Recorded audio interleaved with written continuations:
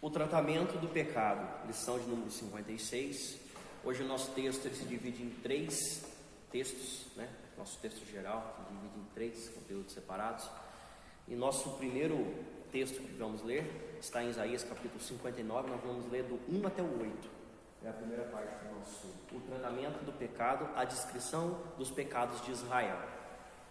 Texto inicial, Isaías capítulo 59, do 1 até o 8. E eu vou ler o primeiro versículo, depois os irmãos continuam. Eis que a mão do Senhor não está encolhida para que não possa salvar, nem surdo o seu ouvido para não poder ouvir. Mas as vossas iniquidades por elas não têm conhecimento da paz. Amém. Então, esse texto aqui ele é muito conhecido e muito pregado, né? Sobre a questão do pecado que faz separação entre Deus e o homem. A única coisa que nos separa de Deus é o pecado. É só isso. Jesus quebrou toda a barreira, todo o véu, tudo aquilo que impedia da gente se chegar até Deus. Tudo que era impossível para nós tirarmos, Ele tirou. E agora para nós nos resta o que? O pecado. É a única barreira que ainda existe. A mão do Senhor não está encolhida para que não possa salvar. O Senhor tem o poder necessário para salvar. A mão ou o braço, dependendo da tradução aí, é um símbolo de poder, né? A bênção de Deus. E a compaixão necessária para desejar fazê-lo. O seu ouvido está aberto para escutar aqueles que o invocam. Então ele fala: a mão do Senhor não está encolhida para que não possa salvar, nem o seu ouvido surdo, nem surdo o seu ouvido para não poder ouvir. Então a boa vontade de Deus te abençoar e fazer as coisas na sua vida, Ele tem, né? E Ele não nega. Então Ele não nega com a sua mão e Ele não, né? Não deixa Ele fazer com o seu poder ou com a sua boa vontade. Mas o que faz a separação é um fato simples. As vossas iniquidades fazem separação entre vós e o vosso Deus, e os vossos pecados encobrem o seu rosto de vós, encobrem o rosto de Deus diante de nós, né? Encobre o rosto diante de vós, para que não vos ouça. Então, o pecado faz com que Deus esconda a sua face. O exemplo disso aí foi Jesus. Jesus, quando estava na cruz, né, cheio dos pecados da humanidade, Deus vira o rosto e Ele diz: Deus meu, por que me desamparaste? Por causa do pecado. Você vê como que é até em Jesus. Deus não suporta o pecado. Ele extirpa o pecado, Ele manda para longe, Ele ignora, né? Se nós temos o pecado, as nossas orações não são ouvidas. Então, do 2 até o 4, uma relação dos pecados do povo. O que impede as orações de serem ouvidas, o que impede o homem de ouvir a Deus e o agir de Deus no homem é o pecado. Então ele continua falando: porque as vossas mãos estão contaminadas de sangue, os vossos dedos de iniquidade, os vossos lábios falam mentiras, a vossa língua profere maldade. Olha só, ele vai falando tudo que o homem está fazendo de errado. É maldade, é mentira, é sangue inocente nas mãos, é iniquidade, né? Ninguém há que clame pela justiça. O povo só quer o benefício próprio, né? Não vê nem se estiver certo, se estiver errado, isso não importa. O importante é eu sair ganhando, sabe? Ninguém há que clame pela justiça, confiam no que é nulo. Não, ninguém compareça em juízo pela verdade, né? Até diante do juiz faziam de tudo para falar mentira só para poder beneficiar a si próprio. Isso aí hoje muito mais do que naquela época, né? Confiam no que é nulo e andam falando mentiras, concebem o mal e dão à luz a iniquidade. Então, como que Deus vai ouvir um povo que age dessa maneira, né? E aí a gente tem que colocar isso na nossa vida e ver se a gente não está fazendo igual, né? Porque aí muitas orações nossas, aí a pessoa fala assim: ah, mas pedir e não recebe porque pedir mal. Às vezes nem está pedindo mal, às vezes não recebe porque está em pecado, né? Às vezes não recebe porque os seus pecados fazem separação entre vós e Deus. Então nós temos que avaliar para que as nossas orações sejam ouvidas, para que Deus, né, deixe até o nosso meio, faça parte do nosso culto. Eu acho interessante a passagem do Apocalipse 20, Jesus fala assim: eis que estou à porta e bato, se alguém abrir a porta e entrar em sua casa, serei com ele e comigo. Já pensou nisso? Jesus pro lado de fora da igreja, né? Você fazendo culto para Jesus, e quem não faz parte do seu culto é Jesus. Ele está lá na porta, batendo na porta da igreja, ó, deixa eu entrar. E o povo não abre a porta para Jesus entrar, fazer parte do culto. Estou à porta e abro, se alguém abrir a porta, entrarei em sua casa, serei com ele e comigo. Então está fazendo o jantar para Cristo, e ele não está presente no jantar. Então, é isso que acontece, né? É a vida mesquinha que o crente vive. Dos versículos 9 até o 15, aqui nós vamos ler depois, nós vamos ver que Isaías se identifica como povo. E aqui ele está falando do povo na terceira pessoa. Depois, na hora que nós entrarmos aqui no próximo texto, nós vamos ver que ele começa a se identificar como povo também, né? O próprio profeta. Então, pode passar? Já passou? Áspide, né? Já deve ter ouvido esse termo, né? É um termo para uma cobra venenosa, uma áspide, né? Uma áspide, uma víbora. É uma cobra venenosa. O povo era tão hipócrita que ele era semelhante a cobras venenosas. Olha só, ele fala aqui: chocam ovos de áspide e tecem teias de aranha, o que comer os ovos dela morrerá. Se um dos ovos é pisado, sai uma víbora. Olha como que o Isaías está tratando do povo. Está assemelhando o povo a cobras, assemelhando o povo a aranhas, a víboras. Fala assim, ó, os seus frutos, né? Aqui fala os ovos, aqui a gente tem que entender ovos como frutos, né? Como aquilo que a pessoa produz, né? Você pisa no produto daquela pessoa, naquilo que ela fez, só sai coisa ruim dali, né? Se você pisa no ovo dela, sai uma víbora dali, né? Se alguém comer, fala, né? Se alguém comer dos ovos, ou se alguém provar do fruto daquela pessoa, vai morrer, porque é só maldade, é só coisa ruim, né?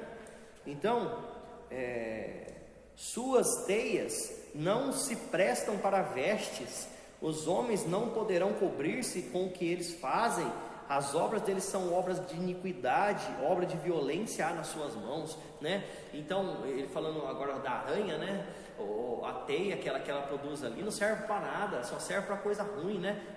Os feitos desses homens, do povo de Israel, dos seus líderes, do povo no geral, era só iniquidade, né? Não presta para nada que é bom, só serve para aquilo que é ruim.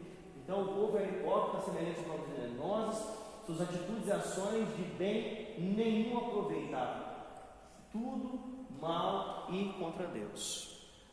Pode passar? Aí tem uma cobrinha para a gente ver, tem uma víbora aí, uma áspide, para a gente entender que Isaías estava comparando ele com isso aí, né?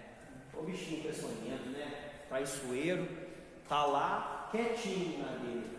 Quando você olha, já deu bosta, já não dá nem tempo, né?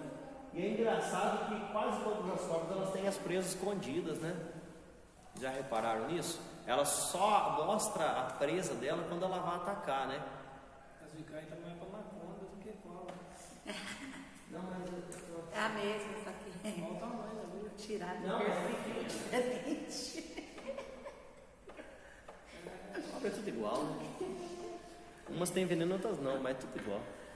Mas enfim, pode passar, não tem problema não. Do 7 até o 8 nós temos uma referência lá em Romanos 3, do 15 até o 17. O lado de cá pode abrir, cada um vai lendo um versículo, ó, 3, aí lê o 15, 16 e 17, os três irmãos aí. Eu vou ler aqui em Isaías, para a gente concluir essa primeira parte. Os seus pés correm para o mal, são velozes para derramar o sangue inocente, os seus pensamentos são pensamentos de iniquidade, os seus caminhos há desolação e abatimento, desconhece o caminho da paz, nem há justiça nos seus passos, fizeram para si veredas tortuosas, quem anda por elas não conhece a paz. É só qualidade, né? Qualidade sem qualidade aqui. Imagina a gente ouvindo uma chamada de atenção nessa, mas que coisa mais terrível. Pode ler lá, vamos falar em Romanos? Os seus pés são ligeiros para derramar sangue. Foi? 16? Em seus caminhos há destruição e miséria. Não conheceram o caminho da paz. Então, a pregação que Paulo também faz aos romanos é a mesma que Isaías fez para o povo de Israel, né? A pessoa tem só como é que fala? A disposição para fazer o mal. Pode falar? Muitos deles, do povo de Israel, nem acreditavam no profeta. Eles achavam que o profeta estava falando de si próprio, ou outra vez estava falando que estava acusando eles. O que eles fizeram Jeremias? Jogaram ele numa cisterna seca lá.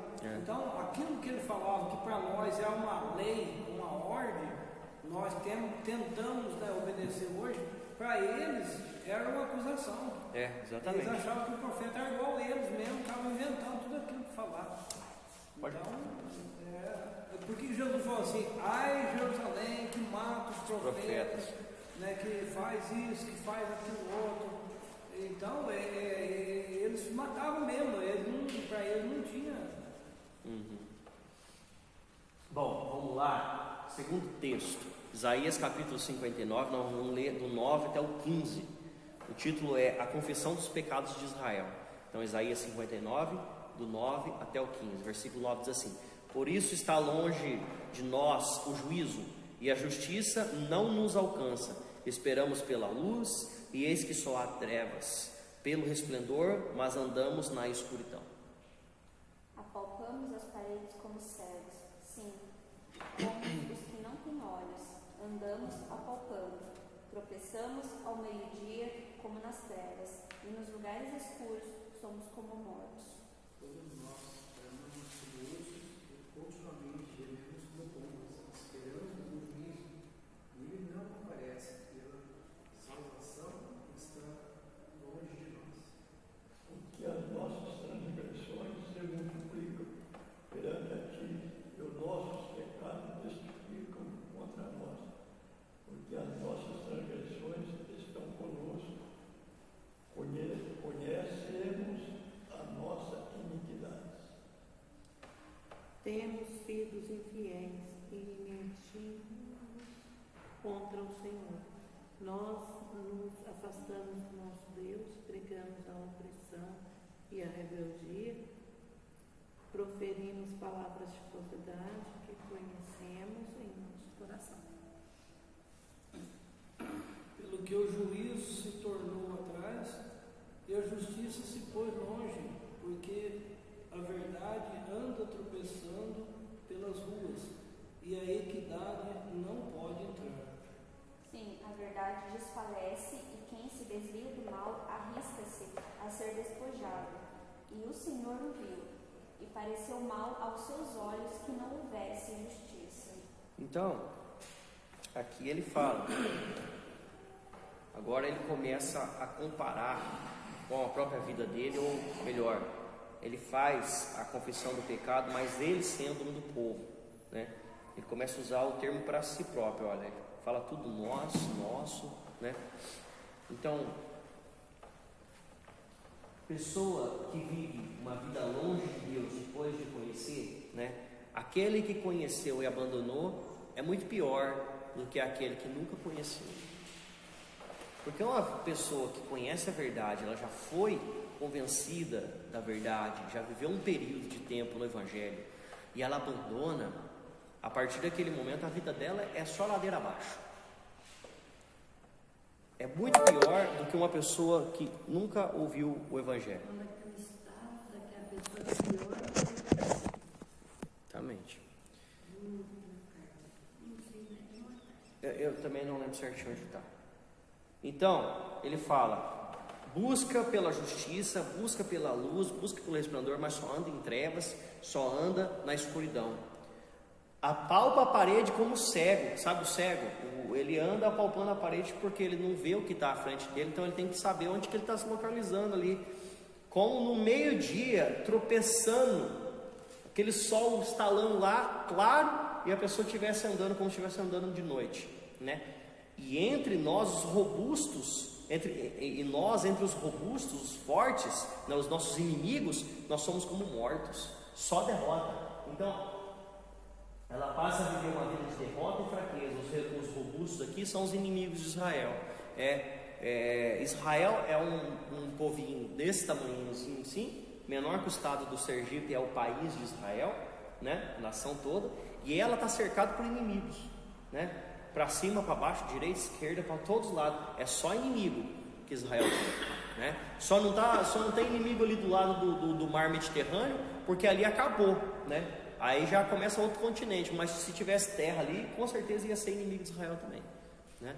É Deus que guarda aquele povo, traz os países para guardar aquele povo, né? Coloca países para poder proteger aquele povo e eles mesmos, porque você vê aqui no Brasil, para levantar um avião militar de guerra para fazer um patrulhamento, só quando há uma denúncia, né?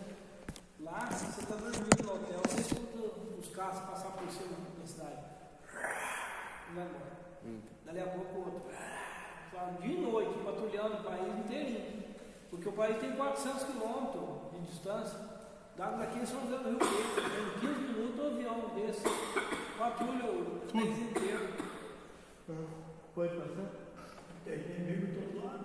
Então, eles só ficam patrulhando para ver se não tem nada de pequena atacada. Tem uma tomada aí perto, né? Tem. Não precisa trocar de carro.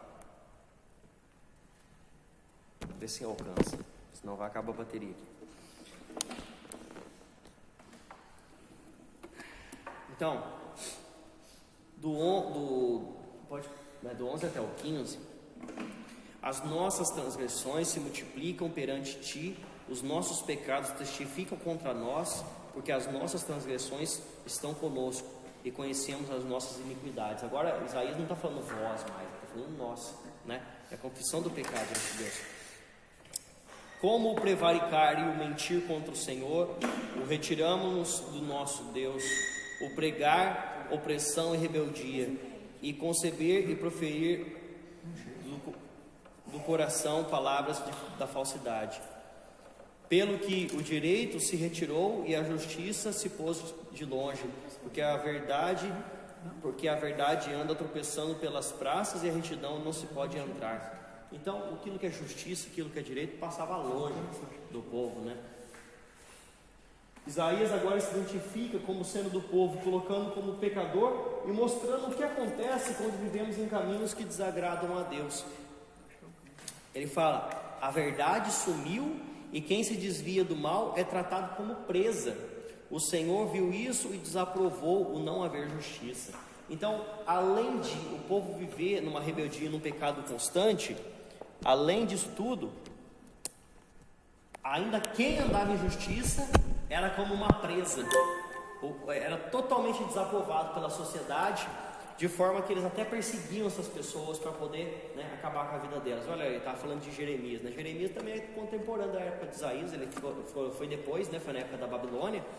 E o que eles fizeram com ele, né? Por falar a palavra da verdade? Lançaram ele no poço, né? Colocaram duro servir sobre a vida dele, sendo que ele só estava falando aquilo que Deus tinha mandado e querendo viver uma vida de justiça. É aí mesmo. Bom, nós vamos para o próximo texto, também para a gente andar aqui para não encerrar, né? É o nosso último texto, agora está lá em Isaías capítulo 59, nós vamos ler 16 até o 21. Eu separei porque são 3 teminhas diferentes aqui, né? A eliminação dos pecados de Israel. Ainda não está carregando. Qualquer coisa você põe o cabo diretamente no PC aí, se tiver entrado ou não tem. Eu tenho aqui. Só? É verdade.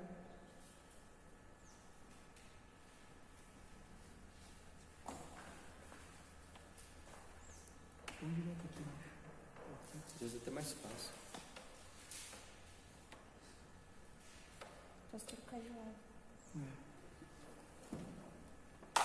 Bora trocar de lado. Bom, vamos lá.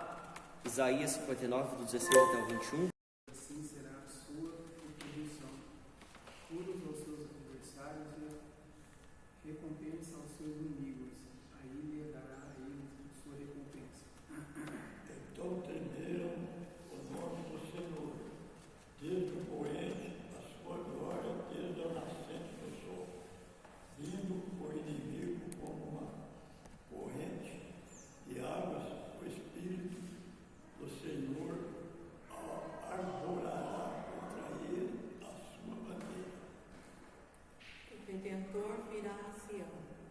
e aos de Jacó, que se converteram, diz o Senhor. Quanto a mim, esse é o meu conselho com eles, diz o Senhor. O meu espírito que está sobre ti e as minhas palavras que pus na tua boca não se desviarão da tua boca, nem da boca da tua posteridade, nem da boca da posteridade da tua posteridade, diz o Senhor, desde agora para todo sempre. Então, aqui mudou totalmente de assunto, né? Aqui ele está falando de uma outra pessoa que precisava vir para fazer a justiça de Deus. Visto que o povo, dentre eles, não ia se levantar nenhum que fizesse aquilo que agradasse a Deus e suprisse essa necessidade de separar o homem do pecado, né? De eliminar a maldição. Sim, já começa a falar de Cristo. Então, ele fala, uma vez que não havia um mediador humano, não havia e nem ele se levantaria depois, com as qualificações necessárias, Deus trouxe a salvação no primeiro advento de Cristo. Ele trouxe logo na primeira vinda de Jesus, né? Porque não pode vir na segunda vinda, né? Porque ninguém vai ser salvo quando Jesus vier arrebatar a igreja. Se dá o final dos tempos e Deus arrebata o povo, foi necessário Jesus vir para poder trazer a salvação logo na primeira vinda, não na segunda, né? A segunda é para buscar realmente e para poder fazer o seu reinado, né? Aliás, a segunda vinda de Jesus é para fazer o seu reinado. Então, viu que não havia ajudador algum, maravilhou-se de não houvesse um intercessor. Esse maravilhou-se aqui não é de que estou maravilhado, é espantado, sabe? É Deus olhar para a sociedade, para o seu povo e falar assim: o que eu vou fazer com esse povo, né? Ele não vai falar meu Deus, porque ele é Deus, ele não é Deus de si próprio, né? Ele é Senhor sobre todas as coisas. Então, ele fala, vamos mudar aqui até a palavra para a gente entender melhor. Viu que não havia ajudador algum e espantou-se de que não houvesse um intercessor, pelo que o seu próprio braço trouxe a salvação. Então, ele mesmo teve que tomar a posição diante do homem, de fazer aquilo que era para o homem fazer, que era cumprir a sua lei. E ele mesmo toma e fala, agora tá bom, então eu vou trazer o intercessor. Por quê? O seu próprio trouxe a salvação e a sua própria justiça o susteve. Então, né, é o próprio Deus que teve que descer até a terra e ele se manter em santidade para que houvesse justiça entre os homens, para poder salvar o homem, senão o homem por si só ia só se condenando. Vestiu-se de justiça como de uma couraça, pôs o capacete da salvação na cabeça e pôs sobre si a vestidura da vingança e cobriu-se de zelo como de um manto. Então essa foi a santidade de Jesus na terra, né? A forma com que ele se comportou na terra. Segundo as obras deles, assim retribuirá. O furor dos seus adversários e o devido aos seus inimigos, as terras do mar, lhes dar-lhe-ás a paga. Isso aqui já é falando da segunda vinda de Jesus. Então, no seu segundo advento, ele julgará os seus inimigos e trará a salvação a Israel. Alguém abre lá para mim, lá em Romanos 11, e lê o 26 e o 27? Já acha aí, já lê. E assim todo Israel será salvo, como está escrito: de Sião virá o libertador, desviará de Jacó a impiedade. Este será meu conserto com que, quando eu tirar os seus pecados. Então, todo o que é separado de Israel, todo o que é povo de Deus, vai ser salvo, porque essa é a justiça de Jesus e ele cumpre com sua palavra, né? Temos uma nota também lá em Ruth. As palavras traduzidas como Redentor no versículo 20, olha só, versículo 20, alguém abre lá em Ruth 3:9? Achei. Já achou? Pode ler. E disse ele, quem és tu? E ela disse, sou Ruth, tua serva. Estende, pois, tua aba sobre a tua serva, porque tu és o remidor. Então, esse remidor, esse redentor aqui, é a mesma tradução da palavra. E o que quer dizer esse redentor aqui no caso? Ele é como um parente que dá o resgate pela pessoa, né? Então, eu estou procurando a nota aqui, só para a gente... Jesus e Ruth. Ruth é um livrinho tão pequenininho que a gente passa reto e não vê. Então, olha só. 3:9. Estende a tua capa sobre a tua serva. Era um sinal de que ele se casaria com ela, né? Ela fala: quem és tu? Ele fala, né, para ela: quem és tu? Ele respondeu: Ruth, a tua serva. Estende tua capa sobre a tua serva, porque tu és o resgatador. Ela estava nos maus bocados. A gente conhece a história de Ruth, catando espiga por meio do caminho, porque não tinha o que comer, né? Ela ficou com a Noemi, né? Aquela situação toda que a gente já sabe da história de Ruth. Se não queira souber, depois a gente fala sobre isso. Mas enfim, Boaz, né, se interessou por ela, que achou ela bonitona, mas ele não sabia desse detalhe, né? Que ele era um parente dela e ele tinha a obrigação de casar com ela e cuidar dela, né? E ela fala isso, na hora que ela ficou sabendo de fato que era, ela ficou indo, ela foi cevando o homem ali. Ela era uma pinta. A sogra dela era judia. Era Ruth e Noemi. As duas eram. Aí, todas as duas ficam sem marido. A sogra. Sem filho. E a outra. Todas as três, né? As três, tinha mais um. Tinha mais um. O nome Da outra, da outra nora. Outra mano.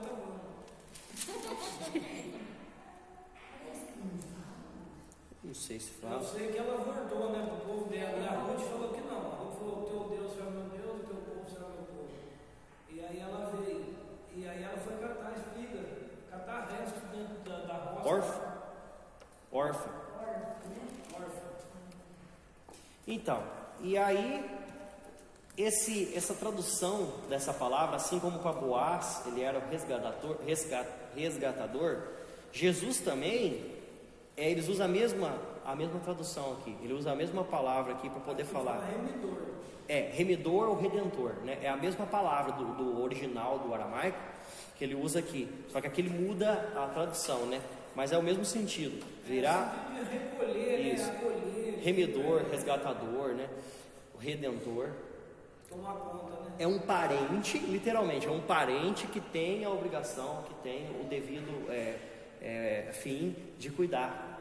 E aqui no caso a gente tem que entender a Jesus como o Senhor, como o irmão, como o Redentor, como o Pai de Israel, né? O Redentor de Sião, e hoje Jacó que se converter, diz o Senhor. Então, a gente tem que entender que na época, uma mulher sem marido ou sem filho, ela não tinha valor nenhum, né? Ela morria de fome porque ela não podia trabalhar, porque ela não sabia o que fazer. E ela, para ela trabalhar fora sem obrigatoriamente, ela está catando para comer, para não morrer de fome, né? Sim. Só isso. Aqui, esse Redentor, né? Ele tem o que? Laços de sangue, literalmente, assim como o Boaz tinha com Ruth, né? Tinha com a família de Noemi, né? No caso, laços de sangue, laços que realmente fazem você ser da família, né? Então, por que Jesus veio em carne? Por esses motivos. Ele precisava ter literalmente o mesmo sangue da família de Judá, né? Do povo de Israel, para poder ser um remidor, um resgatador, ou ali fala remidor, né? Remidor ou um redentor do seu povo, né? Alguém que tem laços de sangue com aqueles que resgatam, indicando a necessidade da encarnação de Cristo, né? Está lá em Hebreus 2, 14 até o 16. Já achou? Pode começar a ler então, 14, 15, 16. E visto como os filhos participam da carne e do sangue, também ele participou das mesmas coisas, para que pela morte aniquilasse o que tinha o império da morte, isto é, o diabo. E livra-se todos os que, com medo da morte, estavam por toda a vida sujeitos à servidão, porque na verdade eles não tomou os anjos, mas tomou a decência de Abraão. Você leu tudo? Até o 16. Você leu todos? Tá bom.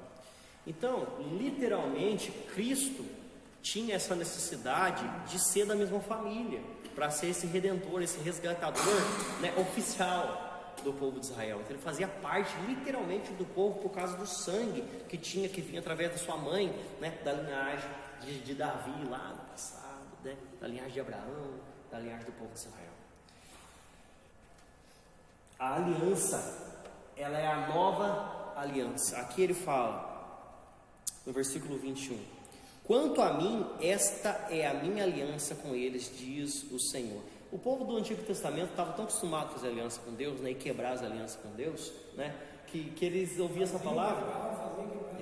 Eles ouviam essa palavra aqui e era mais uma aliança, mas essa aliança era uma aliança diferente, era uma aliança inquebrável, e era uma aliança que se estendia também, né? Não era só com eles. Então ele fala: quanto a mim, essa é a minha aliança com eles, diz o Senhor, o meu espírito que está sobre ti e as minhas palavras que pus na tua boca não se apartarão dela, nem da de teus filhos, nem dos filhos dos teus filhos, nem se apartarão desde agora e para todo sempre. Aonde você vê que a aliança era inquebrável. Mas aí agora você vê o povo de Israel, o tempo que ficaram mais tempo sem profeta foi 400 anos. E agora, depois de Cristo? Já faz 2000 anos. Se for ver bem, né? Porque faz 2000 anos, né? Que eles estão sem profeta. E é por isso que eles não aceitam Jesus como Deus, por causa disso, porque eles falam assim, ó, toda vida Deus levantava um e fazia uma aliança com a gente, né? Renovava o concerto, agora não está fazendo isso mais. É uma aliança perpétua, não tem necessidade de fazer mais nenhuma. Então, e nem de chamar o povo para poder se arrepender, porque a Bíblia já está aqui. Né? Ele já veio fazer essa obra completa. Então, alguém abriu lá? Vamos ler lá para a gente encerrar, porque já está avançado no horário também. É o próximo livro, tá? Isaías, Jeremias capítulo 31. Nós vamos ler do 31 até o 34.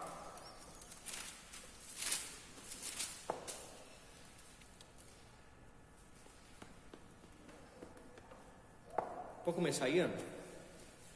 Eis que dias vem, diz o Senhor, em que farei um concerto novo com a casa de Israel e com a casa de Judá. Achou, irmão? Achou? Não? É Isaías 31, 32. É Jeremias 31, 32. É Jeremias. Isso, 31, 32. Olha, 31. Agora o versículo 32. 31. Não concorde a aliança que fiz com seus pais no dia em que os tomei pela mão, para os tirar da terra do Egito, porque eles